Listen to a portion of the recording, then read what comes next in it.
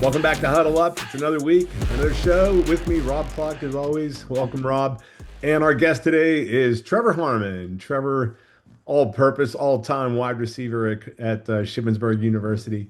Trevor, welcome. Welcome, Thank, thank, Trevor. thank you guys. Thank you, Fran. Thank you, Rob, so much for this opportunity. I really look forward to talking to you both. Oh, yeah, we're excited about it. Good to have you on, man. Thank First of you. all, I want to just remind everybody, I keep saying it every week, spring game coming up, April 10th and 11th. Hope to have everybody there.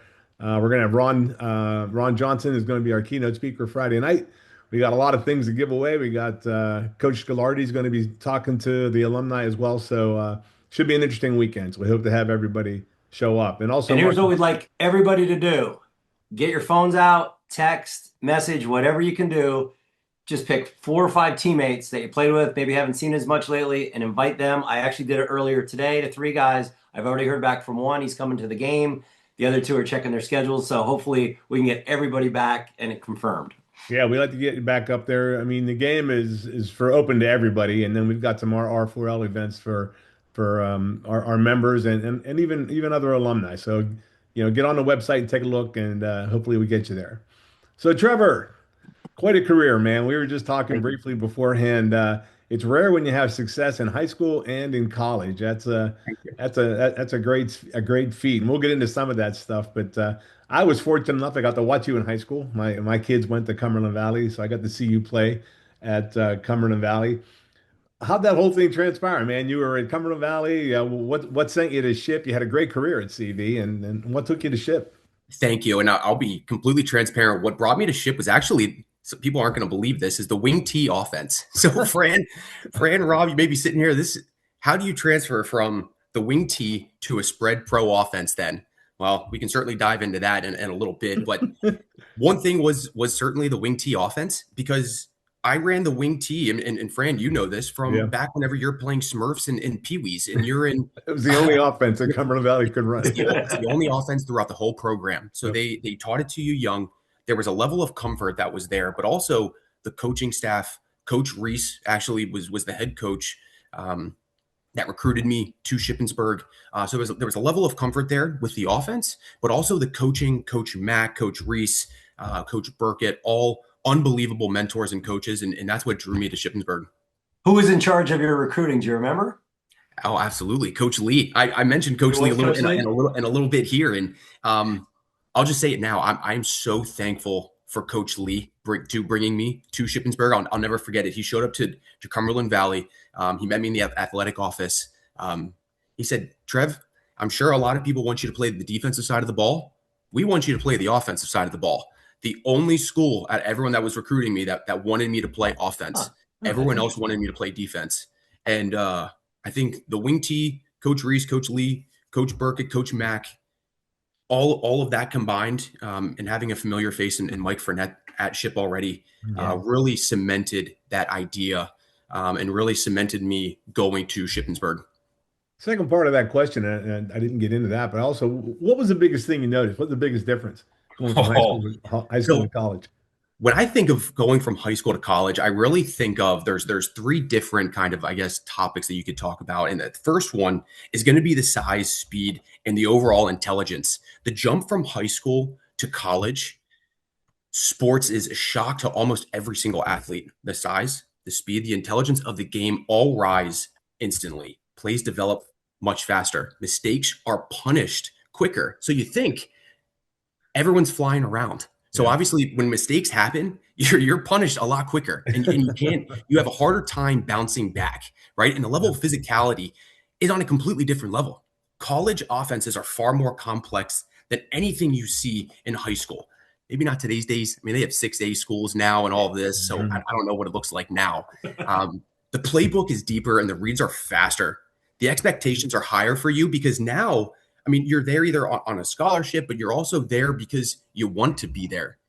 In high school, maybe some guys are playing because they feel like it. But whenever you're going to college, you chose to be there. Mhm. And these guys are all grown men at the end of the day that have perfected their craft and they've perfected their bodies over years of being in the program. That That's a very good analogy it of really the, is. the step. And I think a lot of young kids listen to that and realize the seriousness of it, because some kids, think they want to play, and then the reality hits them, and they're not prepared for what is going to happen to them if they just walk on that field.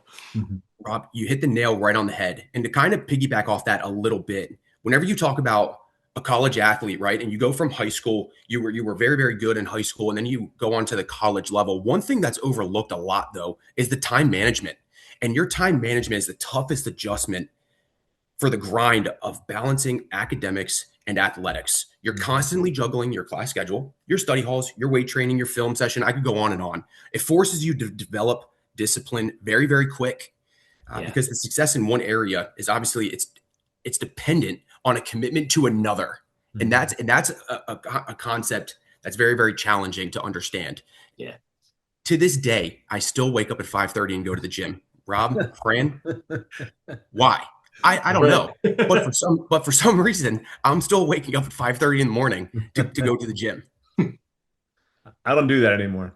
I go, but not at 5:30 in the morning. I wait till I get home from school. Yeah, later. Exactly. Now, I All do right. mention I do mention though that sure it's challenging for the size, it's challenging for the on-time commitment, but I'll tell you what, Fran and Robin, you guys will agree with this, is it is unbelievably rewarding. The rewards are unmatched. The struggle brings athletes close together, creating bonds that are deeper than anything you experience in high school. Yeah. Mhm. And that's what makes college sports amazing, not just football.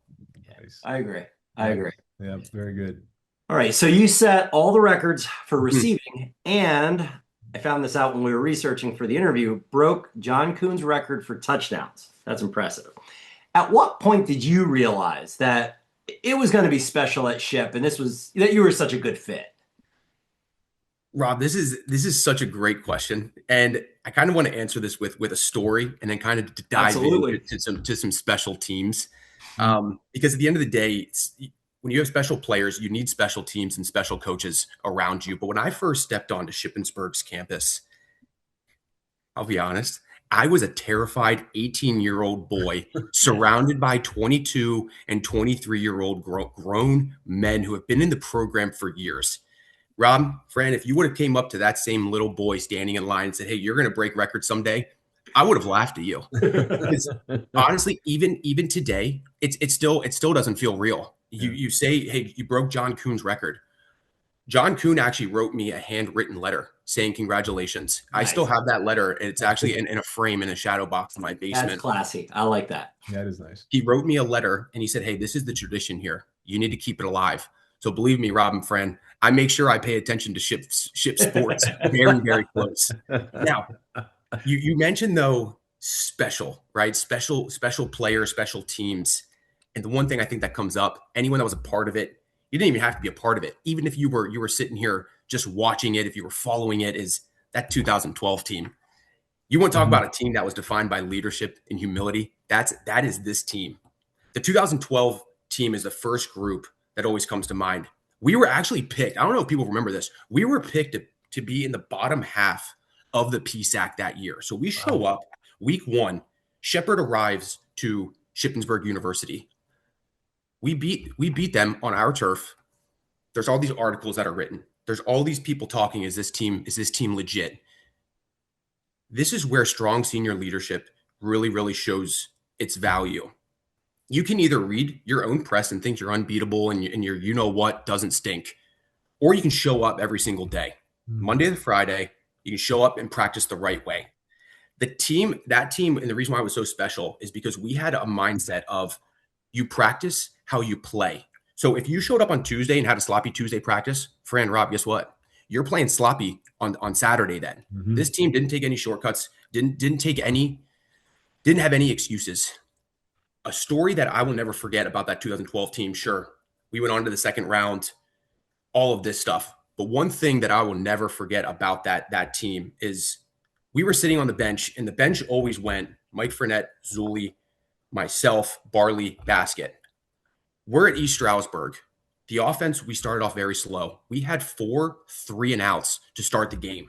The Ouch. defense is keeping us in it. Corey Hunt actually walks up to us 5 as we're sitting there and goes, "Hey guys, let's go offense. We need something right now," right? We responded. We put together a drive capped off with a 40-yard touchdown from basket. The very next drive, then, it followed up with a double move by Barley, 75-yard touchdown, gone. No one was faster than Brian Barley out there. Now, just to put this in perspective for you, how special this team was, we only scored and people are quick to forget, we only scored 7 points in the first quarter that game. We finished the game. The final score was 63-21. Wow. We hung 54 points in 3 quarters. And you would have no idea that the first 4 series of the game, we were struggling. Wow. A part of that team, though, we hung 73 points on Kutztown. Yeah, we made it to the second round of the NCAA tournament. Awesome. But let's not forget, the first round, though, we played against Bloom. And I'm sure both of you may have been at the game. We were losing at halftime. Yeah. Forget, we were down 14-13 at halftime. But whenever you walked into that locker room, you looked at everybody in the eye. Everyone had that same confident look in their eye that you would have thought that we were winning by 4 or 5 touchdowns right now. Right. So we came out, Coach Yersich made a few adjustments on the fly, and we scored 6 unanswered touchdowns in the second half. That's crazy. Blew the doors off. If you looked at the final score, you would have no idea actually how close it was. Now, yes, that season didn't end the way that we wanted it to. It is what it is. But it was an experience I'll never forget. Yeah. Yeah. You know, that's great stories, man. And you played with some great players, and you were mentioning some of them.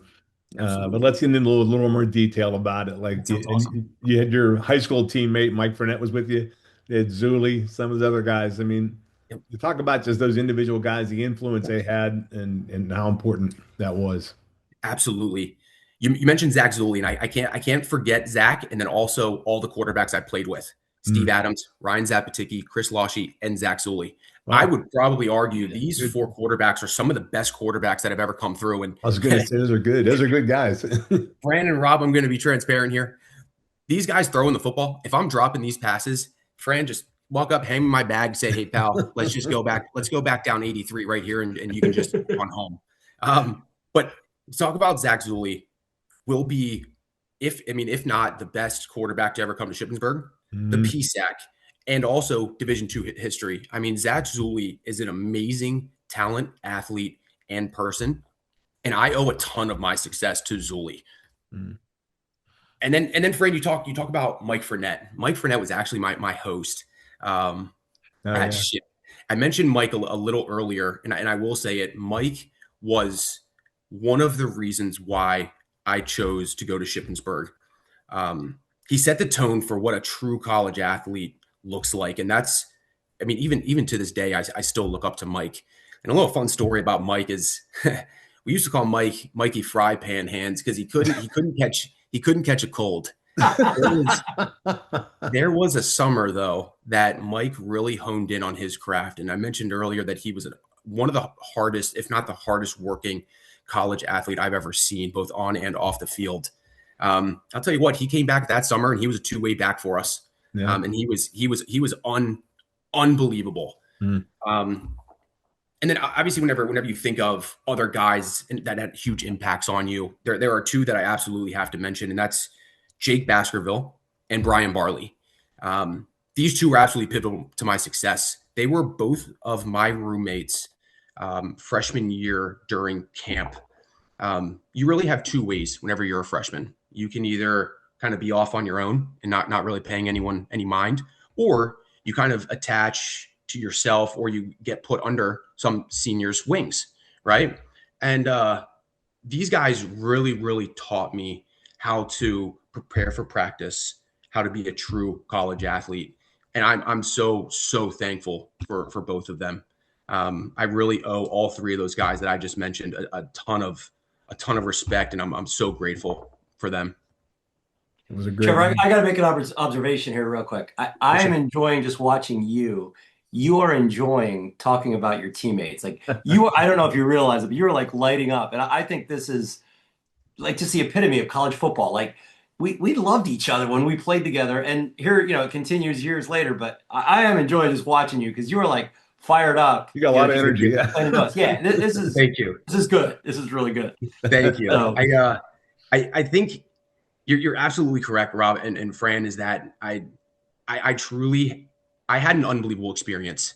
But honestly, it really wouldn't be anything if my roommates weren't there as well. I mean, Right. these guys, Chase, Dylan, James, Brian, Alex, and Sean. I mean, these guys to this day still mean the world to me. And Rob, you mentioned about that bond, that brotherhood, right? I mean, these guys are absolutely my brothers, and that now we are. I mean, we're doing huge life events together. All of these guys were in my wedding. I was just actually in one of my roommates that I just mentioned, his wedding in October. We were in California. A Nice. couple months before that, we were in Alabama for a bachelor party for Alabama versus Wisconsin. A couple Wow, years Oh, prior to nice. that, that is a nice. couple years prior to that, we were in Texas for the Longhorns to play. It Wow. was, you have bonds and friendships that go far beyond football. And I would probably give up all of the records, everything to keep the relationships that I have. Well, now while you were at Ship, you got to play for Coach Mack. You Yes, got sir. to play under Coach Yursich. Obviously some great guys. Who are some of the coaches that had the biggest influence on you personally? Absolutely. Really, really good question. One name that absolutely comes to mind immediately, though, is Jeff Tomasetti. Now, Rob, friend, you guys may be like, what? No, Yeah, I remember. Yeah, I remember I him. remember him. Yeah. And I remember when he left, sadly. Yeah, I knew we lost a good one. I'll tell you what, Jeff was I just mentioned that 2012, that special team. Jeff was actually one of those captains. And even though he didn't play the most minutes, right? And he knew that he was one of the strongest leaders that I've ever been around. Jeff didn't want the spotlight, right? He earned everyone's respect through his hard work, his attitude, and his ability to lead men. Now, he became RGA, though, towards the end of my career. Now, you may sit here and say, well, Jeff never played Jeff never played receiver. He played quarterback. So how can a quarterback mentor you? I'll tell you what, when Jeff and I actually sat and did film sessions, I would let him drive. I would hand him the remote and I'd say, Jeff, I need to see this from your eyes. What is a quarterback looking at right now? He was able to help me determine who's blitzing, who's not blitzing, what coverage they're rolling to, and then most importantly, tendencies of corners, safeties, and linebackers. Hmm. If he was very good at picking up if a corner or a safety put too much weight one way, they were leaning one side versus the other side, which way they were going to bail out.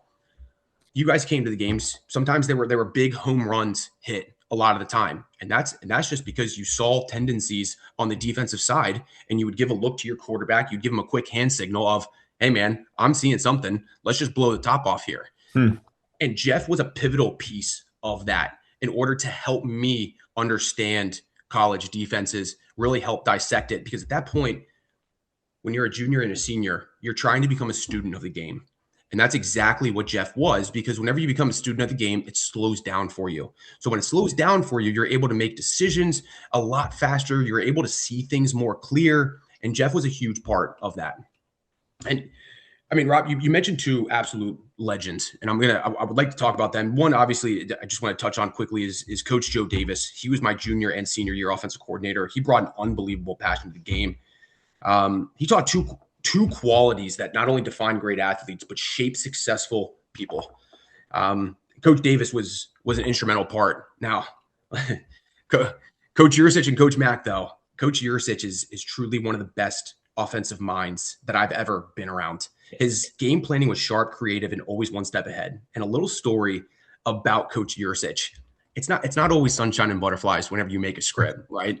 So we often script the first few plays, whether it's 5, 10, 15 plays, whatever it may be. Coaches see something, so they create a script based off of that, right?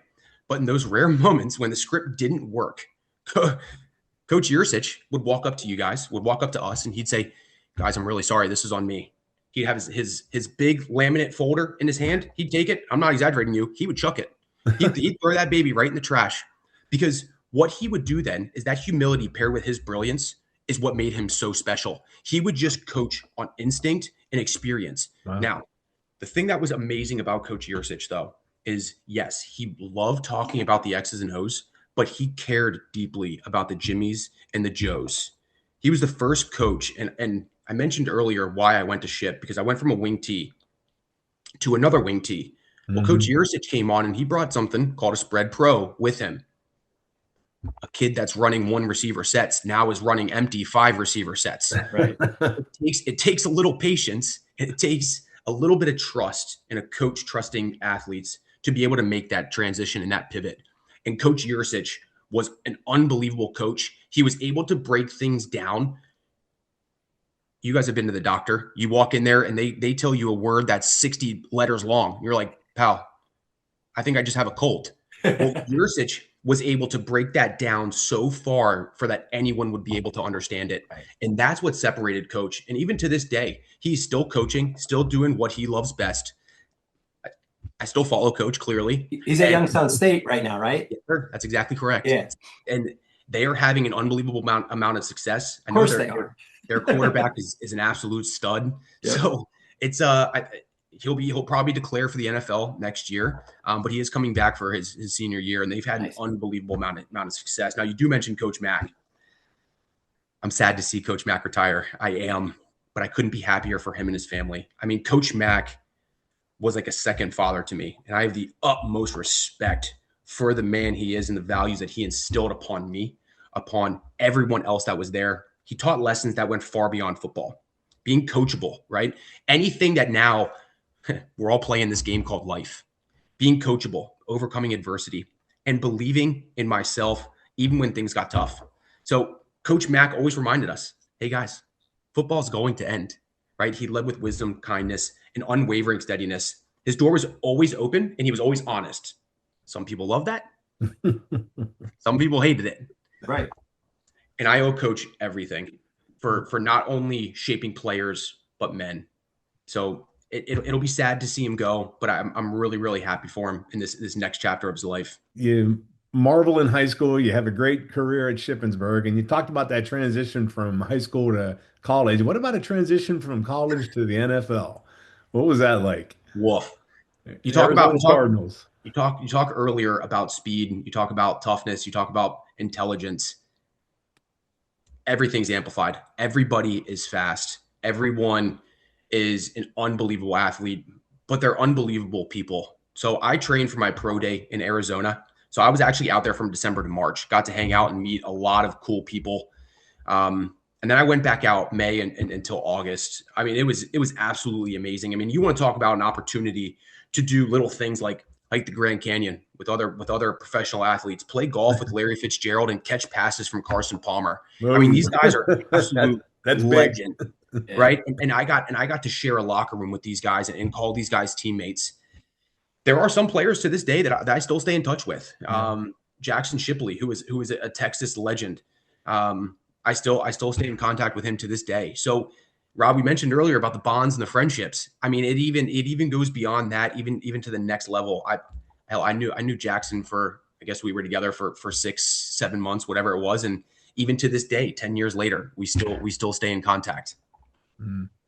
So the speed, can't beat it. How does it I'll throw you a little curve on that question too. Like, how does that affect you long term in life? You know, getting through all of those things you talked about, overcoming adversity and some of those challenges of, you know, trying out for an NFL team.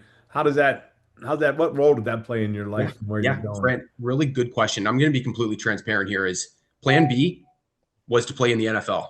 Plan A was to go get a degree and join the workforce and play this thing called life. Mm-hmm. So when plan B doesn't work out, which it's unfortunate it didn't, but I'm happy for all the memories that came with it.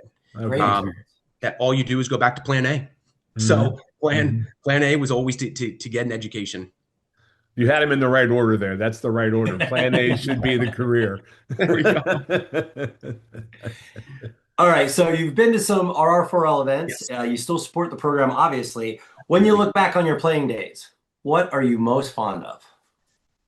This is a great question. It's a tough, it's hard to narrow it down. A lot of guys do. So you can give us a couple if you need to. This is absolutely perfect because I want to actually break this down into three different kind of sections here. Is going to be obviously the education piece that I just talked about, the town camaraderie, and then the friendships. I mean, education wise, I mean, this is a top tier college, and it provides student athletes with an education that is every bit as exceptional as the athletic program itself. These professors, these deans, they support you. They know what you go through as a student athlete, but they still challenge you because they know that you're going to enter the workforce someday. So obviously, unbelievably appreciative. Now, whenever you talk about town camaraderie, 2012 and 2013 specifically, right? In a true football town, the entire community revolves around game day. Mhm. I'm sure everyone has seen the pictures of that 2012 team, that round one against Bloomsburg. Every seat is completely packed. There are people, I'll never forget it. I was standing on the sideline. I'm standing next to Jake Baskerville. Him and we actually look around. There are 15 rows deep on the track. And I'm like, I didn't even know they let people down here during a game. But I mean, when it's so packed, and as you here's for the ship crew is when you go on a Sheets run, you're going to McDonald's, you're going to Walmart, wherever it may be. If you want to talk about town camaraderie in 2012 and 2013, you're seeing cars with Shippensburg University flags on them. You're seeing people wearing Shippensburg hoodies. You're leaving class and your professor is walking up to you and they're saying, "Hey, good luck this weekend." You're like, Yep. I didn't even know you watch football. And obviously, you end up seeing your professor somehow at the game. I mean, it's unbelievable. And then lastly, Rob, to answer that is the friendships. I think, Rob, this is the third or fourth time now that I've brought this up. The friendships you build in college, though, and I think you're probably going to agree, are unlike any other because they grow out. And the best part is they grow out of shared experiences, shared challenges, and life-changing moments. You meet people who see you at your best and your worst. There's late night study sessions. There's early morning classes, big wins, and tough losses, and everything in between, right? These bonds form quickly and they form deeply. And these friendships, they're not friendships. They're family. And that's what makes college sports, college football so special. And that's what I'm going to be most fond of, though. Because like I said earlier, I'd give up all the records as long as I can keep these relationships and these friendships that I've built. Yeah, I know Rob's got the same experience. He and his buddies still get together. My guys get We're together. a tight crew, no question. It's great to I hear love those guys. It's great to Right? hear your story, Trevor. You're absolutely correct. Go ahead, Fran. Sorry. No, that's okay. No, I was going to say my experience was the same in '81. We got to the NCAA round two. You're right. College professors asking you like about the game. I remember I had a class where we never did class. We never had class. He would ask me about like the previous game all through class, and Exactly. it's just a great experience to have. Absolutely. It's cool you got it. And that type of town camaraderie, it doesn't, and the friendships and the bonds, it exactly what you said, the 80s, the 2000s, it doesn't matter. It's all the same. And you mentioned like kind of like your inner circle. I have my inner circle as well between like my boys. We call them the RRP group. We still have a texting group to this day. We play fantasy football to this day. We meet up as much as we can, plan life events with one another. They were all at my wedding. It's those type of things, those type of friendships that I'll never give up. Now you got to invite all those guys to the spring game for me. Yes. Well, we're getting there. Send that text out. Already did. Good. I will absolutely be there. Nice. A couple of my roommates are coming as well. And then obviously that group chat that I was telling you about, we're also talking about it as well. I think I'm kind of jumping ahead here, but I'm absolutely excited to see the new Red Raiders. Yeah. The last time that we had the changing of the guard, changing of the head coach was actually my freshman year. That's right. We went from Coach Reese to Coach Mack. And here we are now going from Coach Mack to Coach Drew. And I'm excited. I'm excited to see the new Red Raiders. Yeah, cool. Yeah, and their new logo, their new look, it'll all new approach. That's right. So now let's kind of update everybody. What are you doing now? How has life unfolded for you after football? Absolutely. I married my wife, Courtney, who actually went to Shippensburg. Nice. We met. She was 20. I was 21 years old. Here I am now, Rob and Fran. I'm 34. What? Life comes at you real fast. You're still a young buck. Yeah, you got a long way to go. We have welcomed two amazing daughters into our life. Nice. Congrats. Congrats. And one actually most recently, January 1st. Oh, wow. So yeah. January 1st? A New Year's Day baby. Wow. Baby. Congratulations. That's awesome. She was the third one born in the hospital. Wow. So it was a surreal feeling, but I mean, I went to SHIP to get an education and I came back with a wife. So SHIP can do it all. Nice. Oh man, that's great stuff. And anything else you want to talk about? You've got some great thoughts, and if you have anything else you want to throw at us, I'm dying to hear. I do. I have one more thing to kind of finish this. Is SHIP is so much more than the accolades. It's the place where we build a brotherhood that will last a lifetime. I mentioned a ton of people already, and I'm forever grateful for each and every single one of them. You guys will agree with this. In football, we always say that a successful team is built in 3 phases: offense, defense, and special teams. The same is true, though, for being a college athlete, but it takes a village. At Shippensburg, though, that village is everywhere. It's in the locker room, it's in the classroom, and it's throughout the town. The community shows up with unwavering pride, filling the stands on Saturdays, making you feel like you're playing for something bigger than yourself. The fans, the coaches, the professors, they all become a part of your journey. And that's what makes college football, college sports unbelievable. I can't thank Shippensburg University enough for giving me every opportunity to grow, to succeed, and to become the man I am today, because I really wouldn't. I will always be grateful for everything that they did for me. And Fran, Rob, the RR4L team, thank you so much for allowing me to speak with you guys today. I can't thank you enough. And I look forward to seeing you both next month. Yes. Yeah. I'm going to have a good time. I'm going to be sending this video to the PR department up at the college. Awesome. This is a nice recruit. You do a very nice recruiting job. Thank you. And I think a lot of us share that feeling about Ship and about the bonds we've created. And, there's something special about it. You can't always quite explain it, put your finger on it, but there's something to it. And I think it made us all who we are. It added to our personality, it added to our professional lives. And yes, love the place. Exactly. Rob, friend, you guys are absolutely correct. You hit the nail on the head. It doesn't matter what Shippensburg you went to. It doesn't matter if you went there. Noggle and McLean were your dorm rooms, and they were the main dorm rooms. Hell, I don't even know, or Seavers. I don't even know what they have now. But it's all the same ship. It's the same experience. It's the same friendships. It's the same bonds that are built. And those are certainly things that help propel you in this thing called life that we all have to play. Well done, man. I appreciate you taking the time. You did an excellent job. Thank you for coming on and representing Cumberland Valley as well. That's nice. One of the local schools close to where both Fran and I live. So kind of nice. Yeah. Absolutely. And we'll see you next month, spring game. And, and don't forget about golf. You golf, right? Oh, absolutely. Fran. Golf outing. Come on now. I've been chomping at the bit to get out here. And it's crazy. The golf, it's wild. The golf outing for the R4L, the SHIP program, somehow always falls on another golf outing that I do with my dad and my father. Mm-hmm. So I think what we may have to do this year is pivot that and say, guys, no longer going down there. We're coming up here. Just for one. Just for one. Exactly. So whenever obviously all that stuff gets together, please let me know. We'd love to put together a foursome. But yeah, big time golfer. So all this white stuff that's gone right now, Fran, we're chomping at the bit here. We need to get out there. All right, man. Thanks a lot. It was great seeing you, Trevor. Trevor's awesome talking to you. Absolutely. Thank you guys so much. Have a great day.